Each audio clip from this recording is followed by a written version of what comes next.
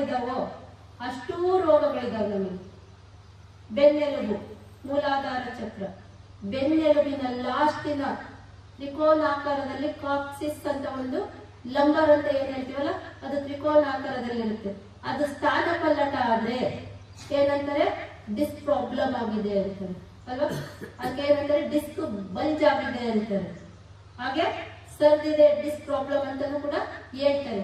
ಅದಕ್ಕೆ ಸಂಬಂಧಪಟ್ಟಂತ ಆಸನ ಅದು ಹೇಗ್ ಮಾಡೋದು?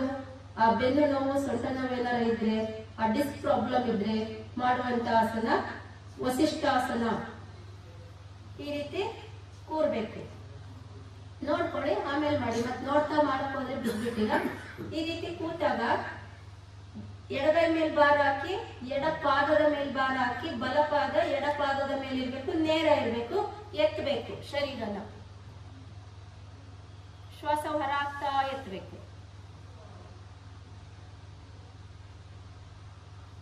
ಈ ರೀತಿ ಮಾಡಿದಾಗ ಕೈಗಳಿಗೆ, ಭುಜಗಳಿಗೆ ಬಲ ಕೊಡುತ್ತೆ.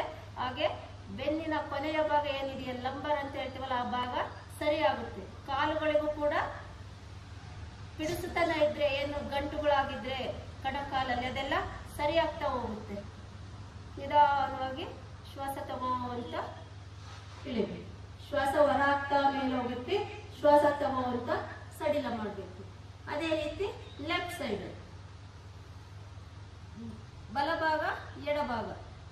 ಎಡಭಾಗ ಮಾಡಿದ್ದಕ್ಕೆ ಬಲಭಾಗದಲ್ಲಿ ನಮಗೆ ಗೊತ್ತಾಗುತ್ತೆ, ಎಡಭಾಗದಲ್ಲಿ ಮಾಡಿದಾಗ ಬಲಭಾಗದಲ್ಲಿ ಗೊತ್ತಾಗುತ್ತೆ, ಬಲಭಾಗದಲ್ಲಿ ಮಾಡಿದಾಗ ಎಡಭಾಗ ಗೊತ್ತಾಗುತ್ತೆ.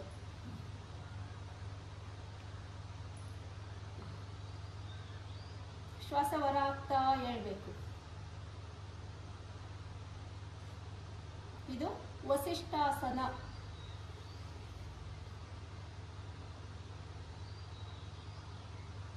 ಎಷ್ಟೊತ್ತು ಸಾಧ್ಯ ಆಗುತ್ತೋ ಅಷ್ಟೊತ್ತು ನಿಲ್ಬೇಕು. ಮತ್ತೆ ಶ್ವಾಸ ತಗೋ ಅಂತ ನಿಧಾನಕ್ಕೆ ಬರಬೇಕು. ಕಶ್ಯಪಾಸನ, ವಸಿಷ್ಠಾಸನ ಆಯ್ತು. ಕಶ್ಯಪಾಸನ ಅಂದ್ರೆ ಸೇಮ್. ಈ ರೀತಿ ಮಾಡಿಬಿಟ್ಟು ನಿಧಾನವಾಗಿ ಸಾಧ್ಯ ಆಧಾರ ಮಾಡ್ರಿ.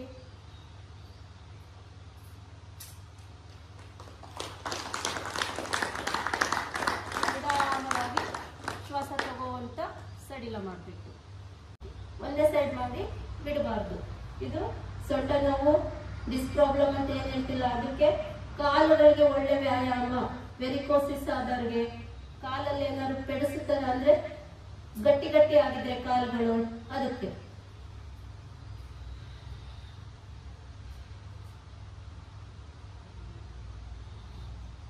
ನೇರ ಇರ್ಬೇಕು.